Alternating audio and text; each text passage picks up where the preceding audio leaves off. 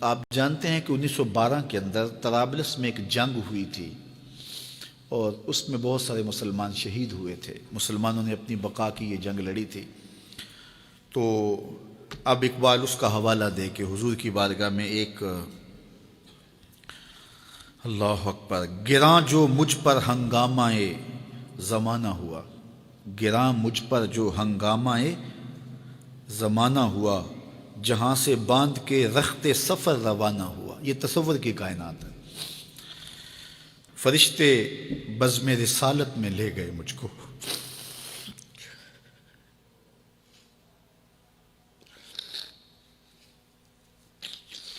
وہ کہتے ہیں کہ میں تصور ہی میں جب اس دنیا کے ہنگاموں سے اکتا گیا تو میں نے رخت سفر باندھ لیا۔ اب شام و سحر کے سفر میں میرے پاس سواری کوئی نہیں ہے اور جاؤں تو کدھر جاؤں، لیکن دنیا سے اکتا کے سامان سفر باندھ کے اپنے دل اور روح، اعلی حضرت نے کہا تھا نا، جان و دل ہوش و خرد سب تو مدینے پہنچے، تم نہیں چلتے رضا سارا تو سامان گیا۔ تو اقبال نے بھی سارا سامان باندھ لیا، تو پھر سواری کیا آئی؟ فرشتے بزم رسالت میں لے گئے مجھ کو۔ یہ تصور کی دنیا ہے اور اقبال کا ایک اپنا جہان تھا۔ حضور آیا رحمت میں لے گئے مجھ کو، کہا حضور نے اے اندلیب باغ حجاز،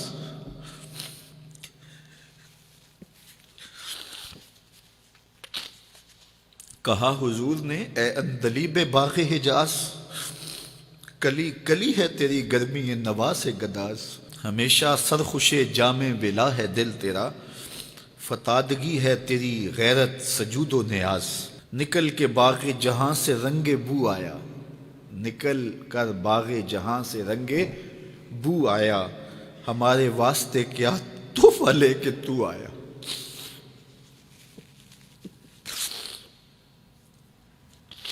کہتے ہیں کہ حضور نے مجھے کہا کہ باغ حجاز کے بلبل تیری نوا سے کلی کلی پگھل رہی ہے، تو ایسے باغ سے نکل آیا جس طرح پھول سے خوشبو نکل کے آتی ہے، تو بتا میرے لیے تو تحفہ کیا لے کر آئے؟ اب اقبال کا جواب سنیے، حضور دہر میں آسودگی نہیں ملتی، حضور دہر میں آسودگی نہیں ملتی، تلاش جس کی ہے وہ زندگی نہیں ملتی، ہزاروں لالا و گل ہیں ریاض ہستی میں، وفا کی جس میں بو ہو وہ کلی نہیں ملتی، مگر میں نظر کو ایک آبگینہ لایا ہوں۔ یہ 1912 کی بات ہے جب طرابلس کی جنگ لگی تھی۔ مگر میں نظر کو ایک آبگینہ لایا ہوں، جو چیز اس میں ہے جنت میں بھی نہیں ملتی، جھلکتی ہے تیری امت کی آبرو اس میں، طرابلس کے شہیدوں کا ہے لہو اس میں۔ اگر اس دور میں اقبال ہوتا اس کا کلیجہ پھٹ جاتا۔